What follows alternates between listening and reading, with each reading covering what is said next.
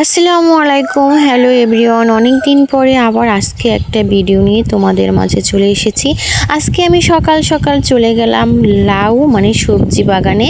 ওখান থেকে আমি কিছু সবজি নিয়ে নেব। তো এই সবজি বাগানটা কিন্তু আমাদের না, আমাদের বাড়ির পাশেই। ওখানে আমি চলে আসলাম আর এখানে সুন্দর সুন্দর সবজি দেখতেই পাচ্ছ, কত বড় বড় কইঠা, তারপর লাউ আর অনেকগুলো শাক ঝুলে আছে। সবাই মাশাআল্লাহ বলো। তো আজকে আমি ভাবছি এই কচি লাউটা আমি নিব আর এই লাউটা নিয়ে কতক্ষণ তোমাদের জন্য ভিডিও তৈরি করলাম।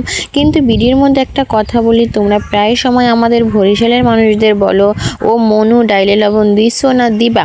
আসলে এটা একটা মজা করে তোমরা কথা বলো, আমরাও এটা শুনি। এই কথাটা আসলে শুনতে ভালোই লাগে, কিন্তু আমাদের শুধু উদ্দেশ্য করে কেন যে তোমরা এই কথাটা বলো কিছুই বুঝি না। যাই হোক, লাউটা নিয়ে আমি বাড়িতে চলে এসেছি। অপরদিকে মা অনেকগুলো সুপারি পাড়িয়ে নিল। আর মাশাআল্লাহ আমাদের এবছর অনেক সুপারি হয়েছে। আর আজ প্রায় অনেক দিন ধরে ঘরের বাজার শেষ হয়ে গেছে, শেষের পথে। তাই ভাবছি আজকে বাজারে সুপারি বিক্রি করে মাছ মাংস যেগুলো লাগে ওগুলো কিনে নেব। যাই হোক, তারপরে আর কি করার, আমি রান্না করার জন্য চলে আসলাম। আর আমরা কিন্তু প্রায় রান্নার সব কিছুই পুকুরে ধুয়েই।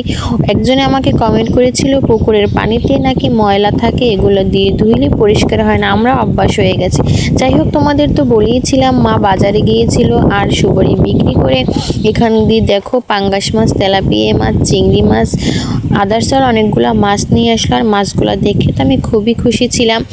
আমার ইলিশ মাছটা একটু বেশি পছন্দ। যাই হোক, ইলিশ মাছ খেতে আমি খুব পছন্দ করি। আর এখানে ছোট ছোট কিছু মাছ আছে, মাছগুলো কি আমি জানি না। তেলাপিয়া মাছ দুইটা কিন্তু বেশি বড় ছিল।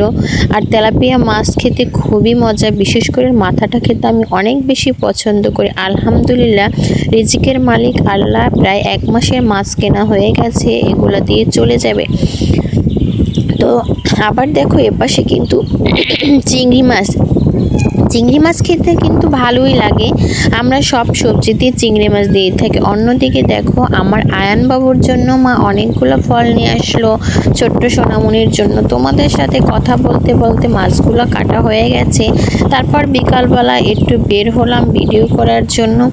একা একা বসে থাকতে একদমই ভালো লাগছে না, বোরিং হয়ে গেছি। তাই ভাবলাম একটু টক খেয়ে নিই। তো ঝাল ঝাল করে আমি কাফরাঙ্গা কেটে একা একাই বসে খেয়েছিলাম। জাম্বুরাও কিন্তু খেয়েছি। আর এই খাবারটা খাওয়ার পর আমার মনটা কিন্তু বেশ ফ্রেশ হয়ে গেছে। আমরা মেয়েরা একটু বেশি পছন্দ করি। তো দেখো বিকালে আবার সুপারি পাড়া হলো। আর আমার ছোট্ট বাবুসোনাটা কি সুন্দর করে এক এক করে সুপারিগুলো ছুলে ছুলে বালতির ভিতরে রাখলো। ভালো থাকো সবাই, সুস্থ থাকো, আল্লাহ হাফেজ।